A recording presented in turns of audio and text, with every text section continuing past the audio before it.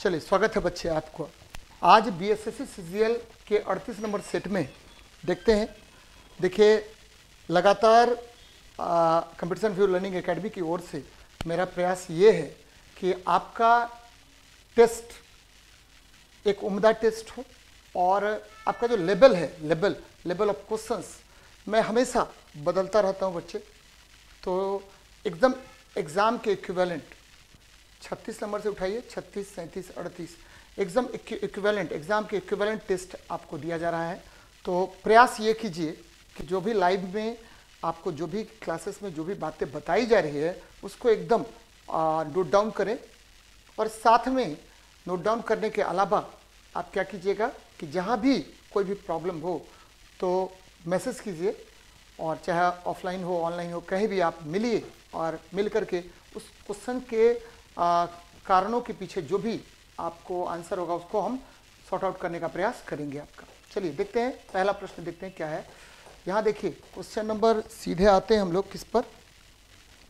तो बच्चे एक क्वेश्चन बीच में घुसा हुआ है आपका।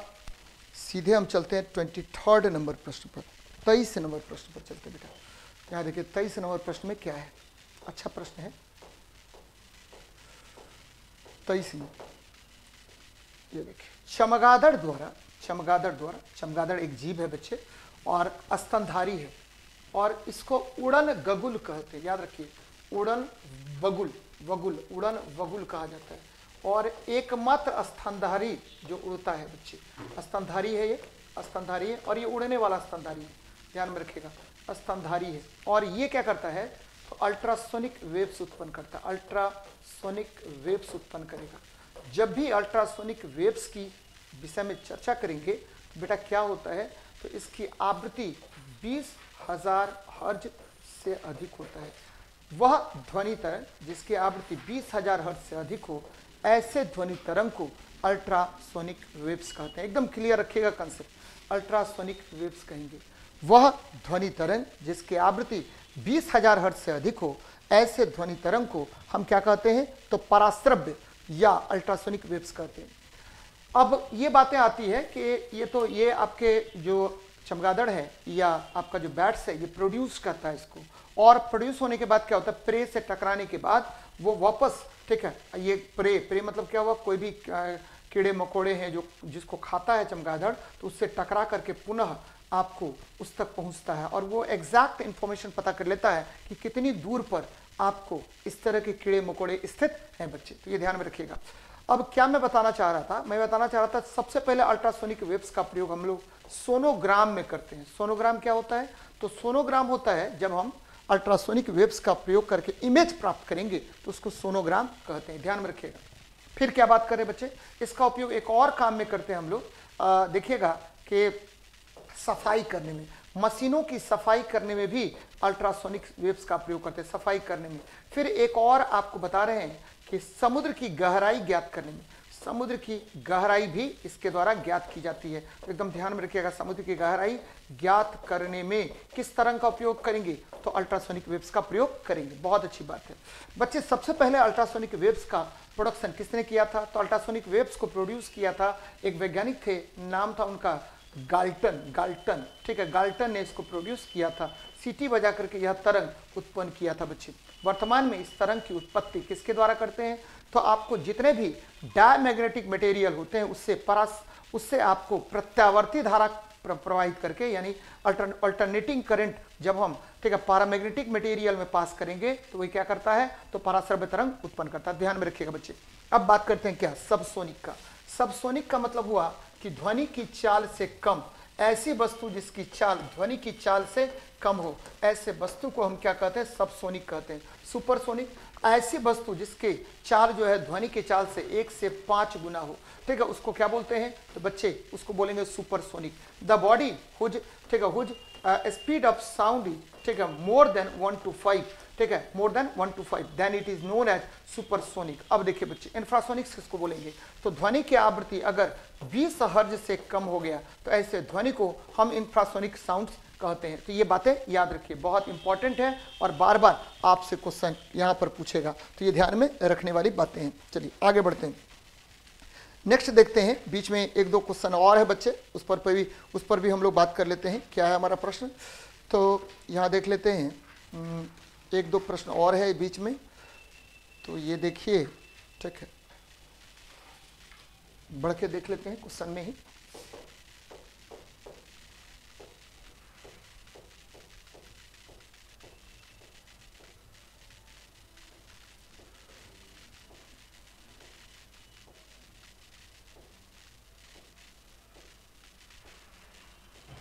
हाँ, ये देखिए पिछला क्वेश्चन था, ये देखिए क्या कह रहा है, किसने इलेक्ट्रॉन की खोज की। बच्चे इलेक्ट्रॉन पर हम बात करते हैं। इलेक्ट्रॉन सबसे पहले क्या है ये, तो ये मूल कण है, मूल फंडामेंटल पार्टिकल है, मूल कण है इलेक्ट्रॉन। और क्या बात कर रहे हैं, इलेक्ट्रॉन आवेश, देखिए आवेश कितना होगा, तो आवेश जो है इलेक्ट्रॉन पर आवेश होता है कितना, तो -1.6 इंटू 10⁻19 कूलॉम होता है। और इलेक्ट्रॉन का द्रव्यमान कितना होता है, तो द्रव्यमान होगा, याद रखिएगा बेटा, 9.1 इंटू 10⁻31 kg होता है। इलेक्ट्रॉन आपको किसने खोज किया, तो जे थॉम्सन। अब बात करते हैं इलेक्ट्रॉन पर आवेश की खोज किसने की, इलेक्ट्रॉन की खोज किसने की, जे थॉम्सन ने। इलेक्ट्रॉन पर आवेश की खोज, इलेक्ट्रॉन पर आवेश की खोज किसने की, तो इलेक्ट्रॉन पर आवेश की खोज की थी एक वैज्ञानिक थे, नाम था उनका, क्या नाम था बेटा, तो ये नाम था मिल्कन। मिल्कन ने इसकी खोज की थी, और मिल्कन ने एक ठीक है पद्धति का विकास किया जिसको बोलते हैं oil drop experiment. Oil drop experiment, इस विधि के द्वारा मिल्कन ने आपको खोज किया था। ऑयल ड्रॉप एक्सपेरिमेंट विधि के द्वारा मिल्कन ने ठीक आवेश की खोज की थी, किस पर, तो इलेक्ट्रॉन पर आवेश की खोज की थी। अब देखिए यहाँ पर प्रश्न देख लेते क्या कर रहा है कि किसने इलेक्ट्रॉन की खोज की, तो जे थॉम्सन ने।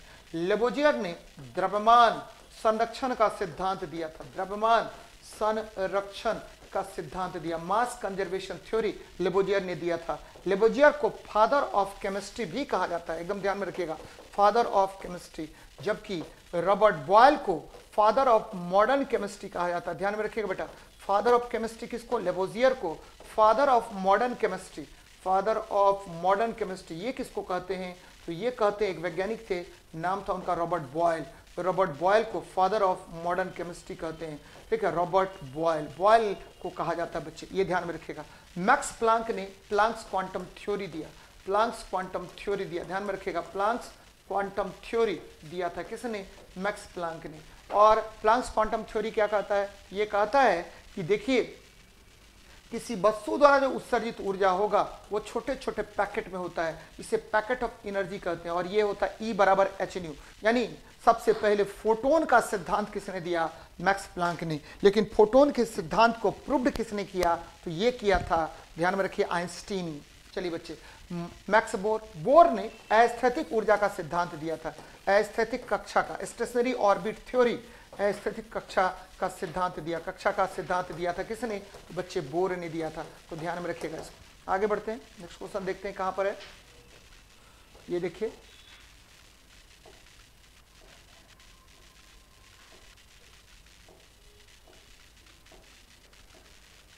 हाँ ये देखिए पीछे क्वेश्चन था एक और, पक्षी देखने के लिए सबसे अच्छा पार्क नहीं, ये देखिए ये अच्छा क्वेश्चन है बच्चे, संवेग संरक्षण। सबसे पहले क्वेश्चन पूछ रहा है कि संवेग संरक्षण का नियम प्राप्त होता है। बच्चे न्यूटन के प्रथम गति नियम से 3 चीज प्राप्त होते हैं, कौन कौन, ठीक है, बल की परिभाषा प्राप्त होगा, फिर देखिए यानी डेफिनेशन ऑफ फोर्स प्राप्त होगा, फिर देखिए जड़त्व का सिद्धांत प्राप्त होता है, जड़त्व का सिद्धांत प्राप्त होता है यहाँ से, फिर देखिए और क्या प्राप्त होगा, तो बच्चे यहाँ शून्य त्वरण की अवस्था भी प्राप्त होती है, शून्य त्वरण की अवस्था भी प्राप्त होती है। तो 3 चीज यहाँ से प्राप्त होता है, कौन कौन, तो बल की परिभाषा, ठीक है, उसके बाद क्या, तो बच्चे बल की परिभाषा, जड़त्व का सिद्धांत और शून्य त्वरण की अवस्था प्राप्त होती है न्यूटन के पहले गति नियम से। न्यूटन के द्वितीय गति नियम से क्या प्राप्त होता है, तो बेटा सबसे पहले न्यूटन के द्वितीय गति नियम से प्राप्त होगा किसकी परिभाषा, तो बच्चे यहाँ से प्राप्त होगा संवेग की परिभाषा। फिर क्या प्राप्त होगा, तो बच्चे संवेग की परिभाषा प्राप्त होगा, डेफिनेशन ऑफ मोमेंटम प्राप्त होगा, संवेग की परिभाषा। फिर क्या प्राप्त होगा, तो ये याद रखिए, ये हम बात करते हैं आवेग की परिभाषा। और क्या प्राप्त होगा, तो बच्चे आवेग, आवेग मतलब इंपल्स होता है, इंपल्स, फोर्स इनटू, ठीक है, शॉर्ट इंटरवल ऑफ टाइम, आवेग की परिभाषा प्राप्त हुई। फिर क्या प्राप्त हुआ, तो एक और चीज प्राप्त होता है, याद रखना है आपको, बल का व्यंजक। बल का व्यंजक एकदम ध्यान में रखिएगा। न्यूटन के तृतीय गति नियम से क्या प्राप्त हुआ, तो यहां से भी तीन चीज प्राप्त होता है। कौन बच्चे, तो पहले संवेग संरक्षण का सिद्धांत, संवेग संरक्षण याद रखना है आपको, संवेग संरक्षण का सिद्धांत प्राप्त होगा। फिर क्या प्राप्त होगा, तो बच्चे फिर प्राप्त होगा आपको संवेग संरक्षण का सिद्धांत प्राप्त हो गया, संवेग संरक्षण का सिद्धांत प्राप्त हो गया। और क्या प्राप्त होगा, तो ये एक चीज यहां से और प्राप्त होता है, यानी एक्शन बराबर रिएक्शन के, एक्शन बराबर रिएक्शन के। और तीसरा प्राप्त होता है बल का गुण, बल का गुण प्राप्त होगा। यानी आपको ठीक है क्या हो रहा है, बल का गुण। बल का गुण मतलब क्या हुआ बेटा, तो प्रॉपर्टी ऑफ फोर्स प्राप्त हुआ। अब देखिए पहले नियम से बल की परिभाषा, जड़त्व का सिद्धांत, शून्य त्वरण की अवस्था। द्वितीय नियम से संवेग की परिभाषा, आवेग की परिभाषा और बल का व्यंजक प्राप्त हुआ। तीसरे गति नियम से क्या प्राप्त हुआ, संवेग संरक्षण का सिद्धांत, एक्शन बराबर रिएक्शन और बल का गुण प्राप्त होता है। और देखिए पास्कल का नियम क्या होता है बच्चे, पास्कल के नियम से हमको क्या प्राप्त होता है, पास्कल के नियम से क्या प्राप्त होता है, तो द्रव के दाब का नियम, द्रव के दाब से संबंधित नियम, द्रव के दाब से संबंधित नियम किससे प्राप्त होता है, तो आपको पास्कल के नियम से प्राप्त होता है। ध्यान में रखना है इसको, तो बार बार मैं बताता रहता हूं। तो आपको संवेग संरक्षण का सिद्धांत कहां से प्राप्त हुआ, तो न्यूटन के तृतीय गति नियम से। बच्चे संवेग की परिभाषा कहां से प्राप्त होती है, तो न्यूटन के द्वितीय गति नियम से। संवेग यानी बल का गुण कहां से प्राप्त होता है, तो न्यूटन के तृतीय गति नियम से प्राप्त होता है। तो ये बातें ध्यान में रखनी चाहिए आपको। आगे बढ़ रहे हैं, नेक्स्ट देखते हैं क्वेश्चन। कह रहा जब वाष्प बदलकर पानी बन जाता है तो क्या होगा। बच्चे जैसे ही वाष्प ठीक है बदलकर पानी हो जाता है, ध्यान दीजिए, अच्छा क्वेश्चन है बच्चे। वाष्प क्या होगा, तो द ठीक है वेपर चेंजेस इनटू वाटर। तो आपको पता है मैं बार बार एक चीज आपको हमेशा बताता रहता हूं कि देखिए जैसे ही क्या होगा, तो आपको ये देखिए वाष्प है, तो वाष्प ठीक है, वाष्प बनेगा, किससे बनेगा, तो जल से बनेगा। तो जल से आपका वाष्प बन रहा है, ये वाष्प बन रहा है।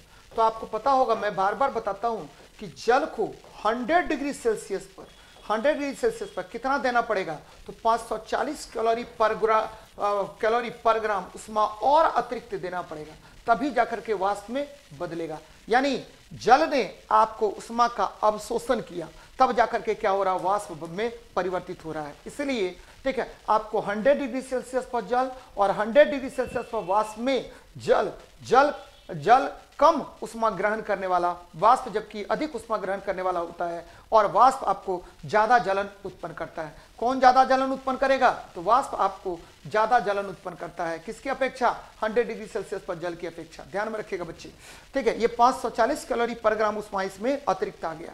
और जब आपको वाष्प उसको जल में बदलेंगे, तो याद होगा यहाँ उष्मा देना पड़ रहा है जल को, लेकिन वाष्प को जब हम जल में बदलेंगे तो यहाँ उष्मा बाहर निकलेगा, उष्मा बाहर निकलेगा। कितना बाहर निकलेगा, तो फिर उतना ही 540 कैलोरी पर ग्राम उष्मा क्या होगा, बाहर निकलेगा। तो बच्चे एकदम ध्यान में रखिएगा कि यदि ठीक है आपको क्या करना है, तो यदि ठीक है आपको जलवाष्प को बदलकर पानी में बदलना है तो उष्मा त्यक्त होगा, यदि आपको जल को वाष्प में बदलना है तो 540 कैलोरी पर ग्राम उष्मा उसको देना पड़ेगा। एकदम ध्यान में रखिएगा बच्चे, मैंने क्या कहा, मैंने जो कंसेप्ट बताया वो आपको ध्यान में रखनी चाहिए। क्या कि जल को वाष्प में बदलने के लिए क्या करना पड़ेगा, तो आपको उष्मा देना पड़ेगा। कितना उष्मा, तो ये उष्मा देना पड़ेगा। अगर जल आपको 100 डिग्री सेल्सियस पर है तो उसको गुप्त उष्मा 540 कैलोरी पर ग्राम देना पड़ेगा, और वाष्प को जब आप जल में बदलिएगा तो यहां से 540 कैलोरी पर ग्राम उष्मा बाहर निकलेगा। यानी यहां पर उष्मा त्यक्त हो रहा है बच्चे, यानी त्यक्त मतलब त्याग किया जा रहा है, यानी इट गिव्स ऑफ हीट, ये हीट दे रहा है। तो ये बातें याद रखिए बच्चे। गुप्त उष्मा में क्या होता है, वस्तुएं समान तापमान पर होती है लेकिन उष्मा का परिमाण भिन्न भिन्न होता है। ध्यान में रखिएगा कि अगर 0 डिग्री सेल्सियस पर बर्फ और 0 डिग्री सेल्सियस पर जल में कौन ज्यादा ठंडा होगा, तो आपको पता होगा कि 0 डिग्री सेल्सियस पर जल को जब हम बर्फ में बदलते हैं तो यहाँ पर उष्मा बाहर निकलेगा और आपको अधिक ठंडा का अनुभव होगा, यानी आपको ठंडा ज्यादा लगेगा। कौन, तो आपका ठीक है बर्फ ज्यादा ठंडा का अनुभव करवाएगा। देखिए नेक्स्ट, वह तरंग जो केवल किसी द्रव्यात्मक माध्यम में उत्पन्न हो सकती है क्या कहलाती है। बच्चे ध्यान में रखिएगा, क्या कह रहा हूं मैं कह रहा हूं कि ऐसा तरंग जो कह रहा है आपको प्रोड्यूस ओनली इन ठीक है मास मीडियम। यहां देखिए ऐसा मीडियम जो द्रव्यात्मक है, ऐसा मीडियम जो क्या है जिसमें ठीक है, पदार्थ अवेलेबल है, यानी आपको मास है बच्चे, यानी ऐसा मीडियम जिसमें किसी न किसी प्रकार का मास अवेलेबल है, वो किस में उत्पन्न होगा। तो ये देखिए, सबसे पहले तो ये तरंग कौन कहलाएगा, तो एक तो प्रत्यास्थ तरंग होगा और दूसरा क्या होगा, यांत्रिक तरंग होगा। यानी आपको जब भी कोई तरंग पर चर्चा कर लेते बेटा, तरंग है क्या, पहले इस पर बात कीजिए। तरंग जो है ऊर्जा का प्रवाह है, ऊर्जा का प्रवाह है। और तरंग कैसे उत्पन्न होता है, ऊर्जा का प्रवाह हो गया, it is the flow of energy. और तरंग कैसे उत्पन्न होगा, तो तरंग उत्पन्न होने के लिए ध्यान में रखिएगा, तरंग उत्पन्न होने के लिए माध्यम में क्या करना पड़ेगा, तो माध्यम में विक्षोभ उत्पन्न करना पड़ेगा, यानी disturbance should produced into the medium. माध्यम में विक्षोभ उत्पन्न करना पड़ेगा, तभी जाकर के आपको तरंग उत्पन्न होगा। ठीक है, विक्षोभ उत्पन्न करना होता है यदि माध्यम में तरंग उत्पन्न होगा बच्चे, तो क्या होगा। अब देखिए यहां पर बात कर लेते हैं। तरंग मुख्य रूप से क्या होता है, दो प्रकार का होता है। पहला तरंग जो है उसको यांत्रिक तरंग बोलते हैं बच्चे। यांत्रिक तरंग, ठीक है, आपको केवल ठीक है पदार्थ मीडियम में उत्पन्न होता है और यह माध्यम की प्रत्यास्था पर निर्भर करेगा, पदार्थ माध्यम में उत्पन्न होगा। और दूसरा तरंग अयांत्रिक तरंग होता है, यह निर्वात में भी उत्पन्न हो सकता है और यह आवेश के त्वरित होने से उत्पन्न होता है। यानी when charge is accelerated then it produced non mechanical wave. ध्यान में रखिए बच्चे। और आपको मैंने कई बार बताया है कि देखिए गामा एक्स यू भी और भी, उसके बाद आई, उसके बाद एम और उसके बाद क्या हुआ आर। गामा मतलब गामा, एक्स मतलब एक्स, यू भी मतलब पराबैंगनी, भी मतलब दृश्य, आई मतलब अवरक्त, एम मतलब माइक्रो और आर मतलब रेडियो। ये सभी जो है ये विद्युत चुंबकीय तरंग होते हैं। और सभी विद्युत चुंबकीय तरंग कौन होगा, तो अयांत्रिक तरंग होगा। तो बच्चे प्रत्यास्थ तरंग और यांत्रिक तरंग, यही केवल आपको, ठीक है, आपका ऐसे मीडियम में गमन करेगा जो मीडियम क्या है, द्रव्यात्मक है, मैटर से युक्त है, यानी नीडेड करेगा। यानी ठीक है, those waves which produced through material medium which has elasticity than mechanical waves are produced। बताइए, ध्यान में रखिएगा, आंसर हो जाएगा D number, both A and B. ये एकदम याद रखना आपको, या माध्यम में भी गमन कर सकता है। चलिए आगे बढ़ते हैं। उत्तल लेंस द्वारा काल्पनिक प्रतिबिंब बनता है जब बिंब, बच्चे उत्तल लेंस की बात कर रहे हैं। मैं आपको बार बार बताता हूं कि देखिए उत्तल लेंस जो होता है उसकी फोकस दूरी क्या होगी, तो फोकस दूरी ऑलवेज पॉजिटिव होगी। वस्तु दूरी क्या होगी, तो ऑलवेज नेगेटिव होगा। ठीक है, आपको प्रतिबिंब क्या होगा, प्रतिबिंब दूरी क्या होगा, भी क्या होगा बच्चे, तो ये पॉजिटिव भी हो सकता है और निगेटिव भी। पॉजिटिव होगा तो वास्तविक प्रतिबिंब बनेगा, वास्तविक, और निगेटिव होगा तो क्या होगा, आभासी प्रतिबिंब बनेगा। यानी हमेशा निगेटिव होना चाहिए क्या आपको, ठीक है, प्रतिबिंब दूरी, तभी जाकर के आभासी बनेगा बच्चे। जब ठीक है आपको पता होगा, मैं कई बार बताता हूं कि ये देखिए प्रकाश केंद्र हो गया और ये फोकस हो गया, इसके बीच कोई वस्तु को रख दीजिए, चलिए ये निकल गया यहां से, और एक प्रकाश की किरण हमेशा कहां से गुजरा, तो ऑप्टिकल सेंटर से गुजर रहा है। तो जब ऑप्टिकल सेंटर से गुजरेगा, ठीक है, ध्यान में रखिएगा, तो ये पीछे की ओर इसको बढ़ाइए, यहाँ देखिए ये प्रतिबिंब का निर्माण होगा और यही प्रतिबिंब क्या है, आभासी, क्या है, आभासी प्रतिबिंब होता है। तो फोकस पर रहती है, गलत बात है। अगर फोकस पर रहेगा तो प्रतिबिंब बनेगा अनंत पर बेटा, कहां बनेगा, अनंत पर प्रतिबिंब बनता है। फोकसांतर से कम दूरी पर रहता है, एकदम सही है, फोकसांतर से कम दूरी पर रहेगा तभी जाकर के प्रतिबिंब कहां बनेगा, तो बच्चे प्रतिबिंब बनेगा, ठीक है, पीछे बनेगा, आभासी बनेगा और वस्तु से बड़ा बनता है। वस्तु से क्या बनेगा, तो बड़ा बनता है, ध्यान में रखिएगा इसको, वस्तु से बड़ा बनेगा। यानी प्रतिबिंब कहां होगा, वस्तु कहां होगा, तो वस्तु कहां हुआ, तो ओ एवं एफ के बीच हुआ, ओ एवं एफ के बीच हुआ। और कैसा बना, तो बच्चे ये सीधा बनेगा। फिर कैसा बनेगा, तो आभासी बनेगा।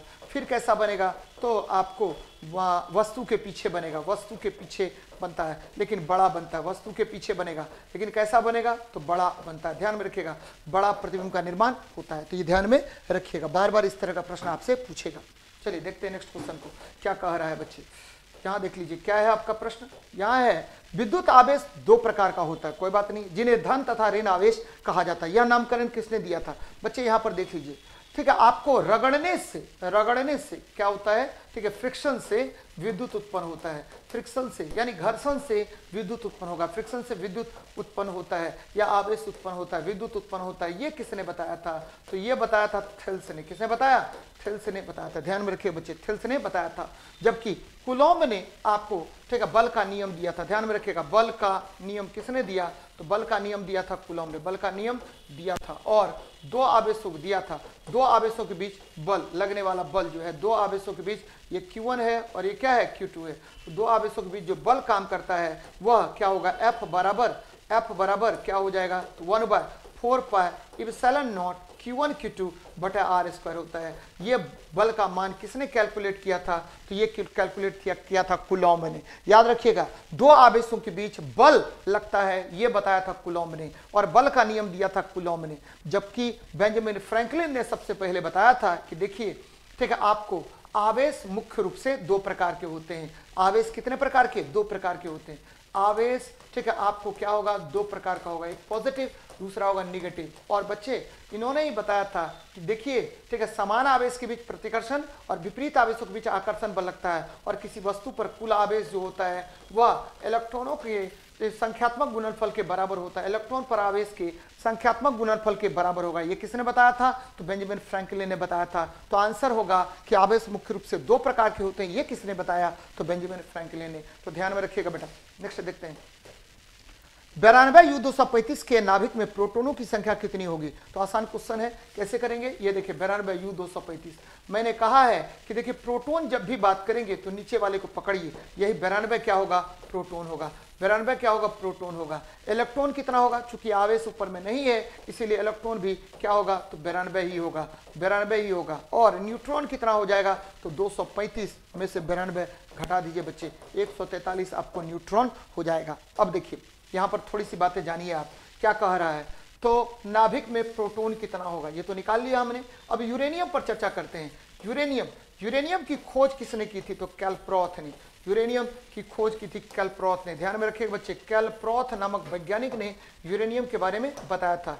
यूरेनियम ये आपको नाभिकीय ईंधन के रूप में यूज होता है, नाभिकीय ईंधन। विश्व में अगर बात करें यूरेनियम का उत्पादन, तो विश्व में अगर यूरेनियम के उत्पादन की बात करें तो सर्वाधिक उत्पादन कजाकिस्तान में होता है। सर्वाधिक उत्पादन कहां पर होगा, तो कजाकिस्तान में होता है। उत्पादन कजाकिस्तान में होता है। याद रखिए बच्चे, कजाकिस्तान सबसे ज्यादा उत्पादन करता है किसका, यूरेनियम का। लेकिन अगर भंडार की बात करें तो सबसे अधिक भंडार कहां पर है, तो ऑस्ट्रेलिया में है। ऑस्ट्रेलिया में सबसे अधिक भंडार होगा। तो क्वेश्चन क्या होगा, तो 92 U235 आपको आंसर होगा। बच्चे दो बातें और जाननी चाहिए आपको यूरेनियम में। यूरेनियम ठीक है, यूरेनियम के दो समस्थानिक होते हैं, एक होता है 92 U235 और दूसरा होता है 92 U238। बच्चे ये जो है प्रकृति में 0.7% की मात्रा में पाया जाता है, और यह आपको 99.3% की मात्रा में पाया जाता है। कौन, तो यूरेनियम 238। लेकिन ठीक है, आपको यूरेनियम कौन सा यूरेनियम नाभिकीय ईंधन में काम आता है, तो आपको 92 U235 जो है वो आपको नाभिकीय ईंधन में काम में आता है। तो ये ध्यान में रखिएगा कि न्यूक्लियर फ्यूल में कौन काम आएगा, तो 92 U235। तो आंसर क्या हो जाएगा, आपका सी नंबर होगा। तो ये ध्यान में रखनी चाहिए आपको। नेक्स्ट देखिए, अमोनिया में नाइट्रोजन और हाइड्रोजन के द्रव्यमान के अनुसार किस अनुपात में है बच्चे। तो आसान क्वेश्चन है, यहां देखिए द्रव्यमान पूछ रहा है। सबसे पहले अमोनिया का निर्माण किस विधि द्वारा, हैबर विधि द्वारा किया जाता है। हैबर विधि द्वारा किया जाता है अमोनिया किस विधि द्वारा बनता है, तो हैबर विधि। और अमोनिया यानी उच्च दाब, याद रखना बच्चे, उच्च दाब और क्या होगा, उच्च दाब और निम्न ताप पर, उच्च दाब और उच्च ताप पर, उच्च दाब और उच्च ताप पर ठीक है, आपको नाइट्रोजन और हाइड्रोजन आपस में जुड़ करके क्या बना लेता है, तो बच्चे अमोनिया का निर्माण करेगा। ठीक है, 2NH3 बनाएगा। और इसमें बार बार क्वेश्चन पूछेगा कि इसमें कौन आपको क्या होता है, तो उत्प्रेरक की भांति काम करता है। तो लोहे का चूर्ण जो है वो क्या करेगा, तो आपको काम करता है किसके रूप में, तो बच्चे उत्प्रेरक के रूप में, कैटलिस्ट के रूप में काम करता है। तो जरा इस पर बात कर लीजिए बेटा। NH3 अमोनिया N और H3, N क्या हुआ, तो इसका 14 ग्राम हो गया। H है तो H कितना हुआ, तो बेटा ये H हो गया कितना, तो 3 हो, यानी 14:3 हो जाएगा इसका। तो मास का अनुपात कितना होगा, तो 14:3 हो जाएगा, 14:3 होगा। तो एकदम याद रखना है, बार बार इस तरह का प्रश्न आपसे पूछेगा। यहां देखिए एक दो बातें और कि अमोनिया, आपको पता है कि हमारे शरीर में ठीक है, आपको क्या होता है, हमारे शरीर में यूरिया का संश्लेषण लीवर करता है। यूरिया का संश्लेषण कौन करेगा, तो लीवर करता है। संश्लेषण लीवर करता है या यकृत करता है और यकृत करता है बच्चे, एकदम ध्यान में रखिएगा, यकृत करेगा। और किस साइकिल के द्वारा करता है, तो ऑर्निथिन चक्र के द्वारा। यानी यूरिया का संश्लेषण ठीक है, यकृत किस विधि द्वारा करता है? तो ऑर्निथिन साइकिल के द्वारा यूरिया का संश्लेषण आपको यकृत करेगा। और मूत्र में यह यूरिया आ जाता है बच्चे, कितना परसेंट? तो मूत्र में यह यूरिया आ जाएगा 2%, यानी हमारे मूत्र में कितना परसेंट यूरिया पाया जाता है? तो 2% यूरिया पाया जाता है। और ये यूरिया जब आपके मूत्र के द्वारा बाहर निकलेगा तो जीवाणुओं के द्वारा यह तुरंत अपघटित हो जाता है बच्चे। मूत्रालय में देखिएगा कि यह अपघटित होकर के अमोनिया का निर्माण करता है। तो एकदम याद रखना है, किसका निर्माण करेगा? तो मूत्रालय में, मूत्र में से निकले यूरिया का अपघटन जीवाणु किसमें कर देता है? तो अमोनिया में कर देता है। और इसका गंध जो है वो विषैला गंध होता है, मूत्र जैसा गंध होगा बच्चे, ठीक है, विषैला गंध होता है। ध्यान में रखिएगा, कैसा गंध होगा? तो विषैला गंध होता है। तो बहुत इंपॉर्टेंट है और बार बार इस तरह का प्रश्न आपसे पूछेगा। चलिए नेक्स्ट देखते हैं क्या कह रहा है क्वेश्चन। सल्फर का एक अणु कितने परमाणुओं से बना होता है? अच्छा क्वेश्चन है बच्चे। सबसे पहले सल्फर देखिए क्या है। तो सल्फर ये वर्ड जो है संस्कृत का शब्द है। और इस संस्कृत किस शब्द से आया? तो सलवूरी से आया, सलवूरी। और इसका अर्थ क्या होता है? तो इसका अर्थ होता है बेटा, एकदम ध्यान में रखना है, इसका अर्थ होता है कॉपर का दुश्मन, तांबा का दुश्मन, सलवूरी। अगर आप, ठीक है, अगर आप किसको, सल्फर को, ठीक है, किस पर लगा दें? कॉपर पर लगा दें, तो धीरे धीरे यह सल्फर कॉपर को खा जाएगा बच्चे, यानी सल्फूरी। ध्यान में रखिएगा। अब जरा यहां पर बात कीजिए, सल्फर की परमाणु संख्या 16 होती है। कितनी? 16। यह किस वर्ग का तत्व? तो वर्ग यानी ग्रुप, किस वर्ग का? 16वें वर्ग का बच्चे। 16वें वर्ग के तत्व को क्या कहते हैं? तो 16वें वर्ग के तत्व को चेल्कोजेंस कहते हैं। क्या बोलते हैं इसको? 16वें वर्ग के तत्व को चेल्कोजेंस कहते हैं। क्या कहते हैं? चेल्कोजेंस कहेंगे। ध्यान में रखिएगा बेटा, बार बार पूछेगा आपको। 16वें वर्ग के तत्व को क्या कहा जाता है? चेल्कोजेंस। और यह किस आवर्त का तत्व है? तो यह आवर्त की बात अगर करेंगे तो यह जो है आपको तीसरे आवर्त का तत्व है, थर्ड पीरियड का एलिमेंट है, थर्ड पीरियड का एलिमेंट है। और अब देखिए सल्फर जो है यह एकमात्र अधातु है। ध्यान में रखिएगा, ये बहुत इंपॉर्टेंट है। एकमात्र अधातु है जो स्वतंत्र अवस्था में पाई जाती है, एकमात्र अधातु जो फ्री स्टेट में पाया जाता है। आप लोग राजगीर गए होंगे तो वहां पर देखिएगा गर्म जल के कुंड होते हैं। वो गर्म जल का कुंड किसकी वजह से गर्म जल होता है बच्चे? तो वो सल्फर की वजह से होता है। सल्फर रिएक्ट करके पानी को गर्म कर देता है और यही चर्म रोग को दूर करने में बहुत उपयोगी होता है। तो ये ध्यान में रखिएगा, एकमात्र अधातु जो क्या करता है? जो स्वतंत्र अवस्था में पाया जाता है, स्वतंत्र अवस्था में उपस्थित रहता है, स्वतंत्र अवस्था में पाया जाता है। ध्यान में रखना बेटा, स्वतंत्र अवस्था में पाया जाता है कौन? तो एकमात्र धातु है सल्फर, जो स्वतंत्र अवस्था में पाया जाता है। और याद रखिएगा, यह बहुपरमाणुक तत्व है और इसकी परमाणुकता S8 होता है बच्चे, यानी इसमें 8 परमाणु पाए जाएंगे। कितने? S8 होता है, ये ध्यान में रखिएगा। चलिए आगे बढ़ते हैं, नेक्स्ट क्वेश्चन देखते हैं बेटा क्या है। यहां देखिए C2H5OH का मोलर द्रव्यमान किसके बराबर होता है? यानी ये इथाइल अल्कोहल है बच्चे, एकदम ध्यान में रखिएगा। C2H5OH ये है क्या? तो ये इथाइल अल्कोहल है, यह इथाइल अल्कोहल है, इथाइल अल्कोहल होता है। और इसका याद रखना है 2-3 बातें यहाँ पर। क्या बच्चे? तो निर्माण कैसे होगा? तो निर्माण होगा स्टार्च के किण्वन द्वारा, स्टार्च के फर्मेंटेशन के द्वारा इसका निर्माण होता है। स्टार्च, कोई भी ग्लूकोज वगैरह ले लीजिए, स्टार्च का फर्मेंटेशन करेंगे, क्या करेंगे? किण्वन करते हैं, किण्वन द्वारा इसका निर्माण होता है। स्टार्च का किण्वन करते हैं तब जाकर निर्माण होगा किसका? तो इथाइल अल्कोहल का निर्माण होगा बच्चे। किण्वन में क्या होता है? ये देखिए ग्लूकोज लीजिए, स्टार्च मतलब ग्लूकोज ले लिए, और ग्लूकोज में क्या करते हैं बेटा? यहाँ देखिए ग्लूकोज में हम एक ईस्ट लेते हैं, ईस्ट मतलब क्या होता है? तो खमीर लेते, खमीर, और यहां से क्या निकल जाता है? तो जैमेज एंजाइम प्राप्त हो जाता है। और ये जैमेज एंजाइम क्या करेगा? तो इसको इथाइल अल्कोहल में तोड़ देगा 2C2H5OH। अब प्लस कार्बन डाइऑक्साइड गैस मुक्त होता है, यहां से कार्बन डाइऑक्साइड गैस मुक्त होता है। ध्यान में रखिएगा, बार बार क्वेश्चन पूछेगा कि किण्वन की प्रक्रिया में कौन सा गैस मुक्त होता है? तो कार्बन डाइऑक्साइड। किण्वन की प्रक्रिया में किसकी आवश्यकता पड़ती है? तो खमीर की। खमीर से कौन सा एंजाइम निकलता है? तो जैमेज एंजाइम निकलता है। और बच्चे यही आपको अल्कोहल बनाने का सबसे सरल विधि है बच्चे, एकदम ध्यान में रखिएगा। 100% इथाइल अल्कोहल को, 100% C2H5OH को क्या कहा जाता है? तो 100% C2H5OH को क्या कहेंगे? तो बच्चे इसको कहते हैं एब्सोल्यूट अल्कोहल, एब्सोल्यूट अल्कोहल कहते हैं। ध्यान में रखिएगा, एब्सोल्यूट अल्कोहल कहा जाता है बच्चे। एक चीज और ध्यान में रखिएगा कि 95.6% इथाइल अल्कोहल और 4.4% जल की बात करें, अगर 4.4% जल की बात करें तो ये क्या होता है, तो यह विकृतीकृत अल्कोहल बन जाता है, डीनेचर्ड अल्कोहल बन जाएगा, डीनेचर्ड अल्कोहल बन जाता है। ध्यान में रखिएगा, डीनेचर्ड अल्कोहल यानी अल्कोहल का विकृतीकृत करना हो गया, विकृतीकृत करना, डीनेचर्ड ऑफ अल्कोहल हो जाएगा, डीनेचर्ड ऑफ अल्कोहल हो जाएगा। ध्यान में रखिएगा बच्चे।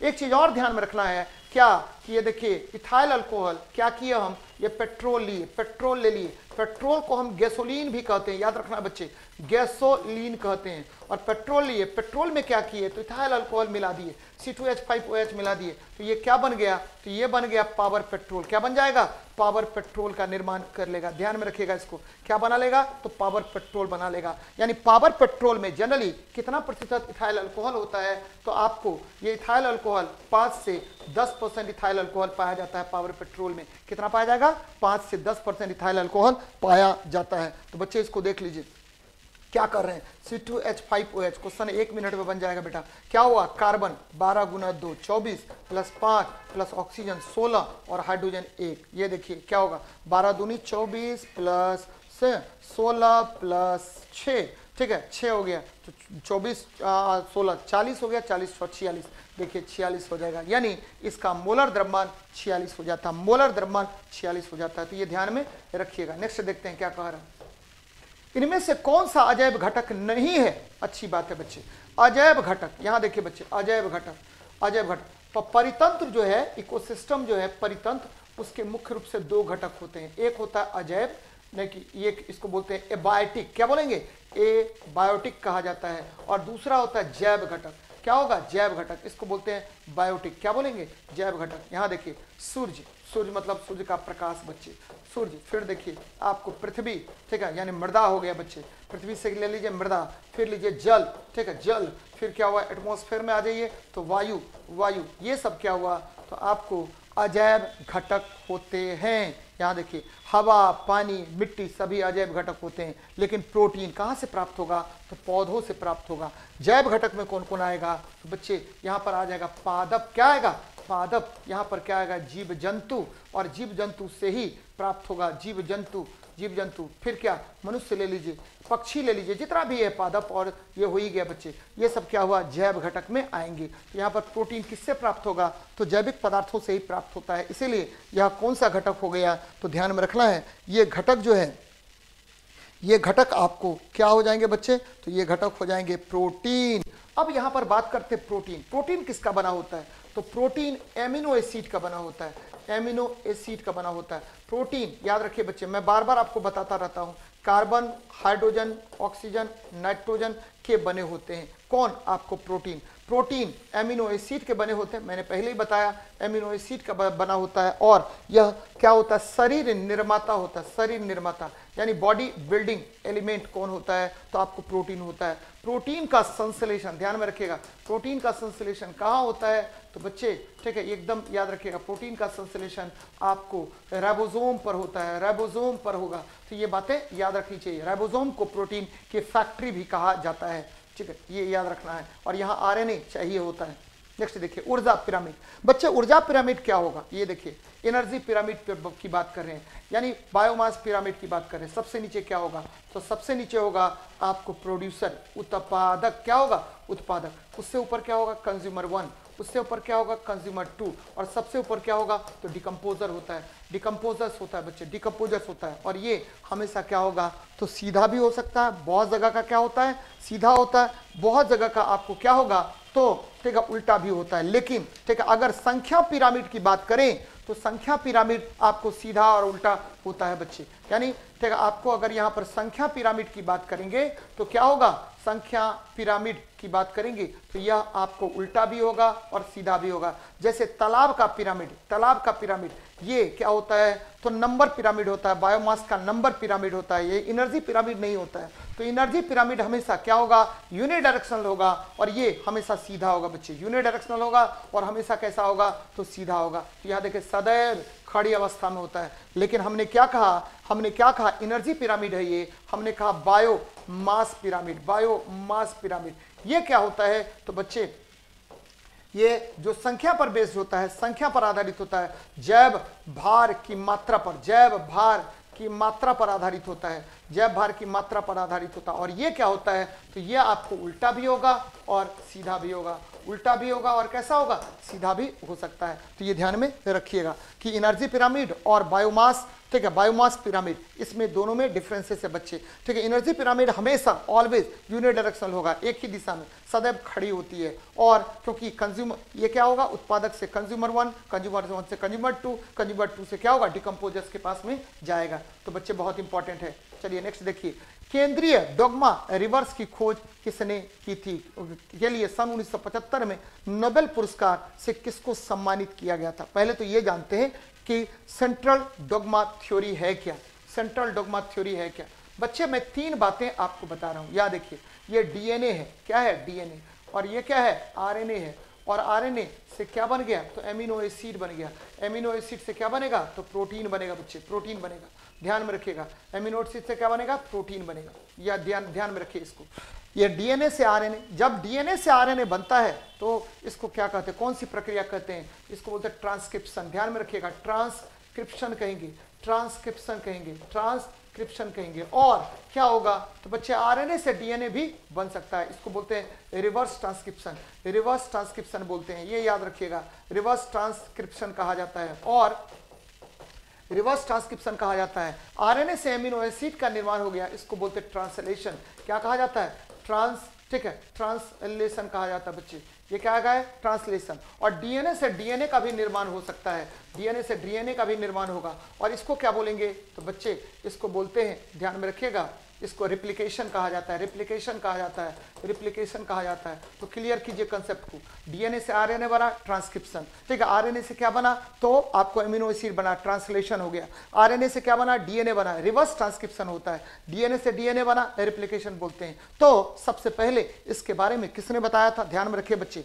ठीक है, इसके बारे में 1975 में किनको नोबेल पुरस्कार मिला था, तो बाल्टीमोर को मिला था, बाल्टीमोर को। लेकिन खुराना ने क्या किया था बच्चे, तो इन्होंने आर्टिफिशियल, ठीक है, आर्टिफिशियल, ठीक है, जेनेटिक कोड का निर्माण किया था, आर्टिफिशियल जेनेटिक कोड, बार बार क्वेश्चन पूछेगा कि आर्टिफिशियल जेनेटिक कोड का निर्माण किसने किया था, तो आर्टिफिशियल जेनेटिक कोड का निर्माण, जेनेटिक कोड का निर्माण, ठीक है, किया था किसने बच्चे, तो जेनेटिक कोड का निर्माण किया था आपको खुराना ने, हरगोविंद खुराना। डाल्टन ने सबसे पहले परमाणु सिद्धांत दिया था, सबसे पहले परमाणु सिद्धांत किसने दिया, तो जॉन डाल्टन ने दिया था। बच्चे ये जो हमने बताया कि डीएनए से आरएनए, आरएनए से एमिनो एसिड, एमिनो एसिड से प्रोटीन का निर्माण होगा, तो इस संपूर्ण प्रक्रिया को ही सेंट्रल डोग्मा थ्योरी कहा जाता है। कौन सा dogma theory, central dogma theory कहते हैं। और इसके बारे में 1975 में बाल्टीमोर ने कंप्लीट आपको एक श्रृंखला बना करके बताया, और इसी पर इनको नोबेल पुरस्कार दिया गया था, जबकि डाल्टन ने परमाणु सिद्धांत दिया था सबसे पहले।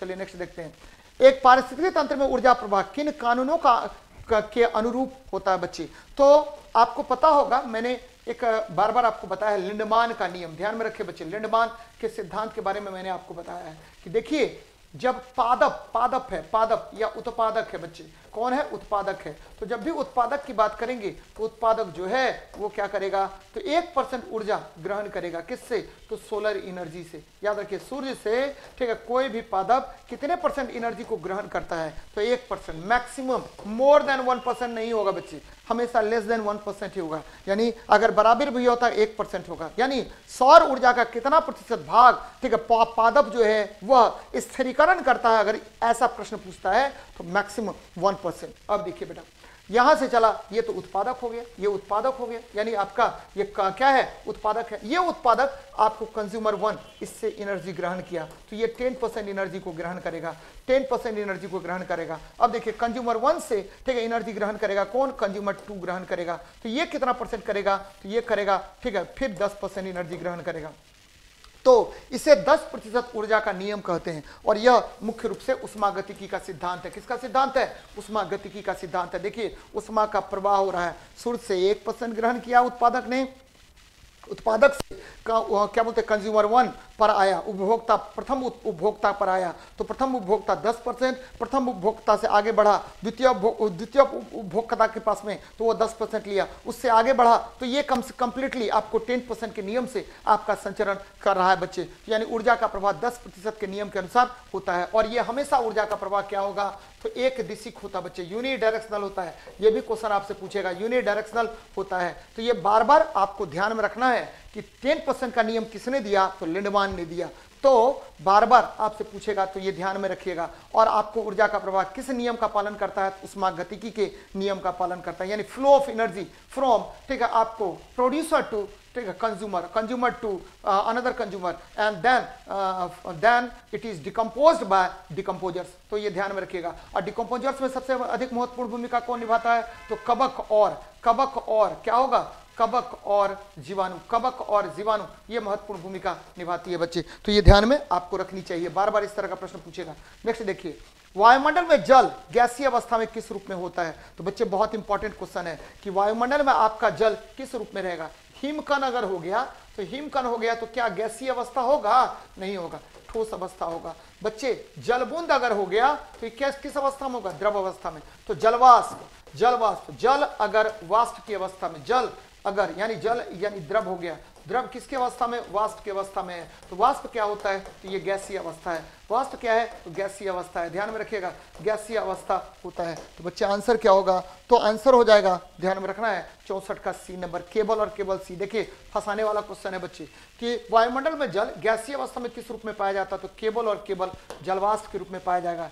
हिम मतलब क्या हुआ, सॉलिड पार्टिकल्स आ गया, आइस के छोटे छोटे कण आ गए। तो आइस क्या होता है तो सॉलिड होता है बच्चे, ये याद रखना है आपको। जलबूंद, यहाँ जल क्या हुआ तो लिक्विड अवस्था में आ गया, तो ये याद रखिए। नेक्स्ट देखते हैं, करा बच्चों को ट्रिपल एंटीजन डीपीटी किस रोग के रोकने के लिए दिया जाता है। बच्चे डी से मतलब हुआ डिप्थीरिया, डी का मतलब क्या हुआ डिप्थीरिया होता है बच्चे, ये ठीक है, आपको डिप्थीरिया रोग होता है। फिर देखिए कुकुर खांसी हो जाएगा, कुकुर खांसी और टिटनस होता है। और तीनों जो है वो जीवाणु जनित रोग है, यानी ये तीनों जीवाणु जनित रोग है बच्चे। जनरली आपको डीपीटी का टीका जो है वह आपको जन्म के 1 महीने के भीतर आपको बच्चों को लगा देनी चाहिए। लेकिन जन्म के तुरंत बाद कौन सा टीका दिया जाता है बच्चे, जन्म के तुरंत बाद और 24 घंटे के अंदर दे देनी चाहिए, ऐसे 1 सप्ताह के भीतर दिया जाता है बच्चे। तो ये बीसीजी है, बेसिलस कालमेट ग्वेरिन, ये भी आपको क्या होता है वैक्सीन दे देनी चाहिए बच्चों को। तो बच्चे ध्यान में रखेगा इन सब चीजों को। यहाँ देखिए आपको इसमें देख लेते हैं पॉलीमिलेटस वायरस, यानी पोलियो जो है आपको विषाणु जनित रोग है। फिर देखिए यहाँ डिप्थीरिया, आपको क्या होगा कॉर्नी बैक्टीरियम डिप्थीरिया से होता है। वुपिंग कफ, पर्ट्यूसिस बोलते हैं इसको बच्चे, तो पर्ट्यूसिस जो है ठीक है, ये भी आपको जीवाणु जनित रोग है। टाइफाइड, ये भी आपको जीवाणु जनित रोग है। जनरली यह क्या होता है तो यह प्रभावित करता है किसको, जो छोटी आंत को प्रभावित करता है। टिटनस, ये लॉक जॉ इसको बोलते हैं बच्चे, लॉक जॉ बोलते हैं, ठीक है। और ये क्या होता है तो सैल्मोनेला टाइफी से टाइफाइड रोग होगा। जबकि ठीक है आपको क्या होगा ये ध्यान में रखिएगा, सैल्मोनेला टाइफी से क्या होगा टाइफाइड रोग होता है। और यहाँ देखिए डेंगू भी है बच्चे, तो डेंगू जो है ये भी विषाणु जनित रोग है। कौन सा रोग है, विषाणु जनित रोग है। तो बार बार इस तरह का प्रश्न आपसे पूछेगा तो आंसर क्या होगा डिप्थीरिया, ठीक है, पर्ट्यूसिस और टिटनस, डिप्थीरिया, पर्ट्यूसिस और टिटनस हो जाएगा। तो बच्चे ये ध्यान में रखनी चाहिए आपको, बार बार इस तरह का प्रश्न आपसे पूछेगा। चलिए नेक्स्ट देखते हैं, नेक्स्ट क्या है क्वेश्चन आपका। यहाँ देखिए नेक्स्ट क्वेश्चन क्या है तो ये देखिए पेटेंट नियम है, ठीक है, ये भी देख लेते हैं पीछे वाला पेटेंट नियम। तो बच्चे किस वर्ष भारतीय पेटेंट अधिनियम पारित हुआ था, तो ध्यान में रखिएगा कि भारतीय पेटेंट अधिनियम पारित हुआ था, ठीक है, 1970 के आसपास में, ठीक है, 1970 में पास हुआ था बच्चे।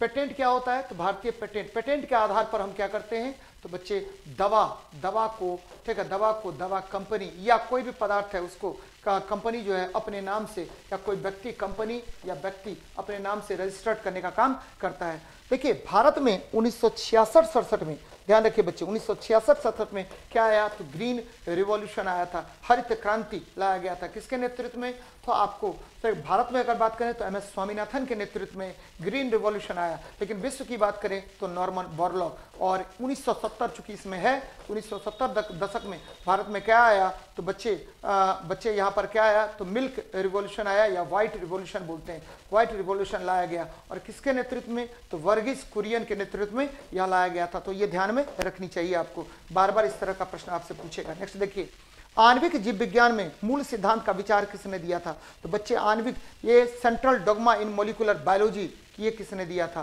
ठीक है। आणविक जीव विज्ञान में मूल सिद्धांत का विचार किसने दिया था, तो यह आपको एक वैज्ञानिक थे, नाम था उनका बच्चे, क्या नाम था, तो फ्रांसिस क्रिक ने दिया था, ठीक है। आणविक जीव विज्ञान में मूल सिद्धांत का विचार किसने दिया था, तो फ्रांसिस क्रिक ने दिया था, फ्रांसिस क्रिक ने दिया था। जबकि ग्रेगर जॉन मंडल को आनुवंशिकता का जनक कहते हैं, आनुवंशिकता का जनक कहते हैं बच्चे, आनुवंशिकता का जनक कहते हैं, याद रखिएगा, आनुवंशिकता का जनक कहते हैं। यहाँ देखिए आपको दो वैज्ञानिक वाटसन और क्रिक हैं, वाटसन और क्रिक हैं, आनुवंशिकता का जनक कहते हैं। इन्होंने डीएनए का, आपको वाटसन और क्रिक, इन्होंने क्या किया, तो वाटसन और एवं क्रिक ने इन्होंने आपको एक मॉडल दिया था जिसको हम बोलते हैं double helix model, double helix model, यानी डीएनए का डबल हेलिक्स मॉडल दिया था, डीएनए का डबल हेलिक्स मॉडल दिया, डबल हेलिक्स मॉडल दिया था बच्चे। और इन्होंने कहा, क्या कहा, कि देखिए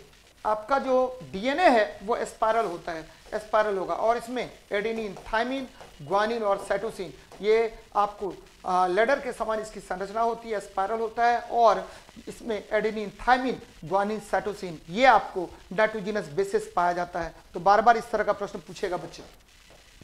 नेक्स्ट देखते हैं, निम्नलिखित में किस पदार्थ का रक्त आधान में स्कंदन रोधी की तरह उपयोग होता है, तो बच्चे बार बार इस तरह का प्रश्न पूछता है आपको कि रक्त आधान। सबसे पहले बात करते हैं रक्त है क्या, तो रक्त जो है संयोजी उत्तक है, यानी कनेक्टिव टिश्यू होता है, संयोजी उत्तक होता है। और रक्त जो है, याद रखिए बच्चे, ये क्या काम करता है, दो काम करता है, यानी पोषक पदार्थ पहुंचाएगा, शरीर को पोषक पदार्थ पहुंचाएगा, और दूसरा काम क्या करेगा कि यह जो ऑक्सीजन परिवहन करता है, ऑक्सीजन परिवहन करता है। रक्त हमारे शरीर में कितना, 5 से 6 लीटर होता है। रक्त का उत्पादन कौन करता है, तो ये करेगा भ्रूण का मेसोडर्म, भ्रूण का मेसोडर्म जो है रक्त का उत्पादन करता है बच्चे, रक्त का उत्पादन करेगा, भ्रूण का मेसोडर्म ये रक्त का उत्पादन करता है। रक्त कहाँ से उत्पादित होता है, तो बोन मेरो से उत्पादन होता है, बोन मेरो से उत्पादित होगा। रक्त का पीएच मान कितना है, तो रक्त का पीएच मान होता है 7.4 होता है, 7.4 होता है। तो ये बातें याद रखिए। और बच्चे यहाँ पर ध्यान में रखिएगा कि सोडियम सिट्रेट ये क्या करता है, तो रक्त आधान को रोकता है, रक्त को जमने से रोकता है। जनरली आपको जो हम रक्त को पैकेट में बंद करके रखते हैं, उसमें सोडियम सिट्रेट का उपयोग किया जाता है। तो ये बातें याद रखिएगा, बार बार आपको क्वेश्चन पूछेगा इस तरह का, ठीक है। चलिए नेक्स्ट देखते हैं, आरएनए अणु में थाइमिन के स्थान पर क्या पाया जाता है, मैंने अभी तुरंत बताया बच्चे, क्या होता है, तो दो तरह के न्यूक्लिक एसिड होते हैं, एक डीएनए, दूसरा क्या होता है, आरएनए होता है। एक डीएनए, दूसरा क्या होता है, आरएनए। बच्चे इसमें शुगर क्या होगा, तो शुगर होगा डीऑक्सीराइबोज होगा। बच्चे आपको आरएनए में क्या होगा, तो आरएनए में होगा राइबोज शुगर होगा, ठीक है। बच्चे एक चीज और ध्यान में रखिएगा कि शुगर हो गया इसमें, ठीक है। आपको नाइट्रोजिनस बेसिस कौन कौन होगा, तो नाइट्रोजिनस बेसिस कौन कौन होगा, तो बच्चे यहाँ पर होगा एडेनिन, थाइमिन, ग्वानिन और साइटोसिन। जबकि इसमें नाइट्रोजनस बेसिस कौन होगा, तो एडेनिन के जगह पर एडेनिन होगा ही, थाइमिन के जगह पर यूरेसिल होगा, और ग्वानिन के जगह पर ग्वानिन ही होगा, और साइटोसिन तो होगा ही होगा। केवल थाइमिन के स्थान पर परिवर्तित हो जाता है यूरेसिल। तो देखिए कहाँ पर है यूरेसिल, तो यूरेसिल आपका आंसर हो जाएगा। बच्चे एडेनिन थाइमिन से और ग्वानिन एडेनिन थाइमिन से डबल बॉन्ड के द्वारा, और ग्वानिन क्या होगा, साइटोसिन से ट्रिपल हाइड्रोजन बॉन्ड द्वारा जुड़े हुए रहते हैं। एडेनिन थाइमिन से और ग्वानिन साइटोसिन से ट्रिपल हाइड्रोजन बॉन्ड के द्वारा जुड़े हुए होते हैं, एकदम ध्यान में रखिएगा। और एक बात और ध्यान में रखिए यहाँ पर, क्या कि एजी यानी आपको जो नाइट्रोजनस बेसिस है वो मुख्य रूप से दो प्रकार का होता है, एक प्यूरिन होता है, प्यूरिन क्या होगा, एजी, एडेनिन और ग्वानिन, और पैरामिडिन क्या होता है, पैरीमिडीन, ये क्या होता है, तो थाइमिन और साइटोसिन, टीसी होता है, टीसी को पैरामिडिन बोलते हैं। और एडिनिन और ग्वानिन को, एजी को क्या बोलते हैं, तो बच्चे एजी को बोलेंगे प्यूरिन। तो ये बातें याद रखिएगा, यूरेसिल होगा। चलिए नेक्स्ट देखते हैं क्वेश्चन। विश्व में सबसे बड़ा पारिस्थितिकी तंत्र कौन सा है बच्चे? तो आपको बार बार ये बताते रहते हैं हम कि देखिए सबसे बड़ा पारिस्थितिकी तंत्र कौन होगा, तो सागर के पारिस्थितिकी तंत्र को सबसे बड़ा पारिस्थितिकी तंत्र कहते हैं। बच्चे सागर में क्या पाया जाता है, सबसे अधिक मात्रा में शैवाल पाया जाता है, और शैवाल जो है यह ठीक है लार्जेस्ट ऑक्सीजन प्रोड्यूसर और अर्थ है। लार्जेस्ट ऑक्सीजन प्रोड्यूसर और अर्थ क्या बोलते हैं, ऑक्सीजन प्रोड्यूसर ऑन अर्थ किसको कहते हैं, तो प्रोड्यूसर और ऑन अर्थ कौन होता है, तो शैवाल होता है। शैवाल का अध्ययन क्या कहलाएगा, तो शैवाल का अध्ययन ठीक है आपको फाइकोलॉजी कहलाएगा, फाइकोलॉजी कहलाएगा। शैवाल का अध्ययन क्या कहलाएगा, तो फाइकोलॉजी कहलाता है, फाइकोलॉजी कहलाता है, फाइकोलॉजी कहलाता है बच्चे। शैवाल जो है ये क्या है, थैलोफाइटा है, थैलोफाइटा है। शैवाल क्या है, तो शैवाल जो है स्वपोषी होता है, यानी इसमें क्लोरोफिल पाया जाता है, और यह ठीक है क्या होता है, स्वपोषी होता है बच्चे। तो यहाँ देखिए मरुस्थलीय पारिस्थितिकी तंत्र, घास भूमि पारिस्थितिकी तंत्र और वनिकी पारिस्थितिकी तंत्र में सबसे बड़ा पारिस्थितिकी तंत्र कौन होगा, तो सागर पारिस्थितिकी तंत्र होगा। विश्व में सबसे बड़ा जो इकोसिस्टम होता है, तो वो इकोलॉजिकल सिस्टम होता है, वो कौन होगा, तो सागर होगा बच्चे, सी होगा। ये ध्यान में रखिएगा। चलिए नेक्स्ट देखते हैं। मेंडल ने अपने प्रयोगों के लिए कितने विषम लक्षण को चुने थे? बच्चे मेंडल जो है आनुवांशिकता के जनक कहे जाते हैं, आनुवांशिकता के जनक कहे जाते हैं, ध्यान में रखिएगा। आनुवांशिकता का जनक किसको कहते हैं, तो मेंडल को। मेंडल ने आनुवांशिकता का जनक कौन हो गया, मेंडल हो गए। मेंडल ने कितने विपरीत गुणों वाले पौधों को चुना था बच्चे, तो 7 विपरीत गुणों वाले पौधों को चुना था। और इसमें इन्होंने क्या किया था, इन्होंने कहा कि देखिए there are two main factors. First is dominant यानी प्रभावी, और दूसरा क्या होगा, रिसेसिव बच्चे निष्प्रभावी, यानी 2 प्रकार के गुणों को इन्होंने चूज किया पौधों में, ठीक है, मटर के पौधों में। एक क्या हो गया, प्रबल गुण, दूसरा क्या हो गया, रिसेसिव गुण। और इन्होंने जब आपको पता है मोनोहाइब्रिड क्रॉस की बात कर रहे हैं हम लोग, मोनोहाइब्रिड क्रॉस जब इन्होंने कराया तो F1 जनरेशन में, ध्यान दीजिए बच्चे, F1 जनरेशन में क्या हुआ, तो आपको क्या हुआ, कंप्लीट डोमिनेंट फैक्टर उत्पन्न हुआ बच्चे, जैसे टॉल ही उत्पन्न हुआ। लेकिन वहीं पर उसी को क्या बोलते हैं, स्वपरागन होने दिया, और F2 जनरेशन में 3:1 में क्या हुआ, आपको टॉल और ड्वार्फ प्राप्त हुआ। तो ये ध्यान में रखिएगा, 7 विपरीत गुणों को उन्होंने लिया था बच्चे, किसने, मेंडल ने अपने प्रयोगों में सम्मिलित किया था। चलिए नेक्स्ट देखते हैं। किस वैज्ञानिक ने वंशागति का गुणसूत्रीय सिद्धांत प्रतिपादित किया था, प्रस्तुत किया था बच्चे? यहां देखिए सबसे पहले लेमार्क की बात करते हैं। तो लेमार्क ने यूज एंड अनयूज थ्योरी दिया था, यूज अनयूज थ्योरी दिया था, ध्यान में रखिए बच्चे, यूज अनयूज थ्योरी किसने दिया, यूज अनयूज थ्योरी दिया था मेंडल ने दिया था, बोलते हैं लेमार्क ने दिया था बच्चे। यानी ये ध्यान में रखिएगा कि आपको उपयोग अनुपयोग का सिद्धांत, जिराफ ने अपने गर्दन का बार बार यूज किया तो जिराफ का गर्दन लंबा हो गया, ये सिद्धांत यूज एंड अनयूज थ्योरी है, ये दिया था किसने, उपयोग और अनुपयोग का सिद्धांत लेमार्क ने। जबकि चार्ल्स डार्विन को क्या कहा जाता है, तो बच्चे चार्ल्स डार्विन को थ्योरी ऑफ इवोल्यूशन इन्होंने दिया था। इन्हें ठीक है, इन्होंने उत्तरजीविता का सिद्धांत, सर्वाइवल फॉर फिटेस्ट वर्ड इन्होंने दिया था बच्चे। अगर वर्ड की बात करें तो हर्बर्ट स्पेंसर ने ये वर्ड दिया था, लेकिन सर्वाइवल फॉर फिटेस्ट सिद्धांत किसने दिया, तो चार्ल्स डार्विन ने दिया। और इन्हें विकासवाद का जनक कहा जाता है। विकासवाद का जनक किसे कहते हैं, तो आपको डार्विन, चार्ल्स डार्विन को कहते हैं। विकासवाद का सिद्धांत किसने दिया, तो बच्चे चार्ल्स डार्विन ने दिया था, ध्यान में रखिएगा। और ठीक है, ये एक चीज और ध्यान में रखिए, यहाँ पर क्या ध्यान में रखिए कि सटन ने आपको वंशागति का गुणसूत्रीय सिद्धांत दिया था। सटन एवं बोवेरी ने, बोवेरी BOVERI, इन्होंने क्या दिया था, तो बच्चे इन्होंने ही आपको वंशागति का गुणसूत्रीय सिद्धांत प्रस्तुत किया था। वंशागति का गुणसूत्रीय सिद्धांत प्रस्तुत किया था कि क्रोमोसोम में जब DNA की कोडिंग में परिवर्तन होता है तो जीन आपका परिवर्तित हो जाएगा, यह सिद्धांत दिया था। यानी आपका कंप्लीट जो एनिमल है वो परिवर्तित हो सकता है और वो उसमें उत्परिवर्तन एग्जिस्ट किया जा सकता है बच्चे, हो सकता है, यह सिद्धांत दिया था सटन और बोवेरी ने। तो ये ध्यान में रखिएगा। प्रकाश एक किरण प्रकाश की एक किरण एक अवतल दर्पण पर इसकी मुख्य अक्ष के समानांतर आपतित होती है तो परावर्तन के पश्चात बच्चे ये देखिए प्रकाश की किरण आपतित हो गई किसके, प्रधान अक्ष के समानांतर, ये पास किया, कहां से पास करेगा भाई, फोकस से, मुख्य फोकस से गुजरेगी। यानी प्रधान अक्ष के समानांतर चलती हुई प्रकाश की किरण परावर्तन के बाद अवतल या उत्तल दर्पण से जिस बिंदु को पर प्रधान अक्ष को काटती है उस बिंदु को हम क्या कहते हैं, फोकस कहते हैं बच्चे। तो मुख्य फोकस से गुजरेगी, मुख्य फोकस से गुजरेगी, तो ये ध्यान में रखिएगा। नेक्स्ट देखते हैं, एक समतलोत्तल लेंस, ठीक है, और लेंस 1.5 की वक्र सतह की वक्रता त्रिज्या 20 सेंटीमीटर है तो उस लेंस की वक्र सतह पर चांदी की पॉलिश की गई तो इसे निकाय की क्षमता कितनी होगी, इसे निकाय की क्षमता कितनी होगी। देखिए बच्चे क्या कह रहा है, तो एकदम आसान है निकालना। क्या करेंगे हम लोग, तो बच्चे आपको पता है सबसे पहले निकाल लीजिए 1/f। 1/f बराबर क्या होता है, तो म्यू माइनस 1 इंटू बटा क्या हो जाएगा, आर हो जाएगा बेटा। तो यहाँ देखिए आर हो जाएगा, तो बच्चे म्यू माइनस 1 तो 1.5 माइनस 1 अब बटा आर कर लीजिए बराबर क्या 1/f, कोई प्रॉब्लम नहीं है। अब देखिए क्या करेंगे, तो 1/r तो 1.5 माइनस 1 यानी ये कितना हो जाएगा, तो 0.5 हो गया, बटे आर का वैल्यू कितना है, तो 20 है बेटा। तो इसको उड़ाइए, नीचे में क्या दीजिए 10 दीजिए, तो 5 चौके 20 यानी 1 बटा कितना हो गया 40 हो गया।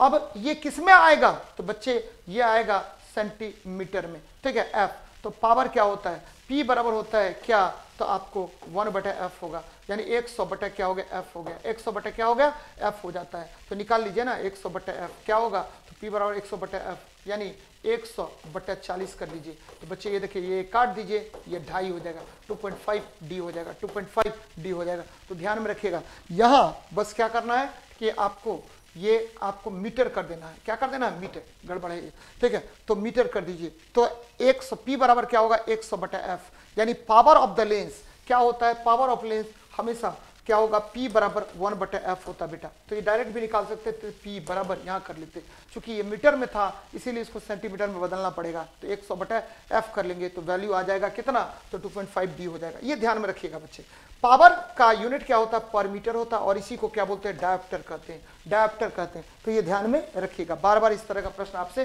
पूछेगा। नेक्स्ट देखते हैं, कारण लेंज का नियम किससे संबंधित है, तो लेंज का नियम किससे संबंधित है बच्चे। ये देखिए ये कोई कुंडली है, कुंडली के आगे पीछे चुंबक को गति करा रहे हैं, तो कुंडली में स्वतः ही, ठीक है, स्वतः ही एक प्रेरित धारा उत्पन्न हो जाएगी। और ठीक है, याद रखिए लेंज का नियम ऊर्जा संरक्षण के सिद्धांत पर आधारित है, ऊर्जा संरक्षण के सिद्धांत पर आधारित है। और लेंज का नियम यह बताता है कि जिस कारण से प्रेरित धारा उत्पन्न होती है उस कारण का वह विरोध करता है। ध्यान में रखिए बेटा, क्या कह रहे हैं, लेंज का नियम बताता है, क्या बताता भाई, लेंज का नियम बताता है कि, ठीक है, कि जिस कारण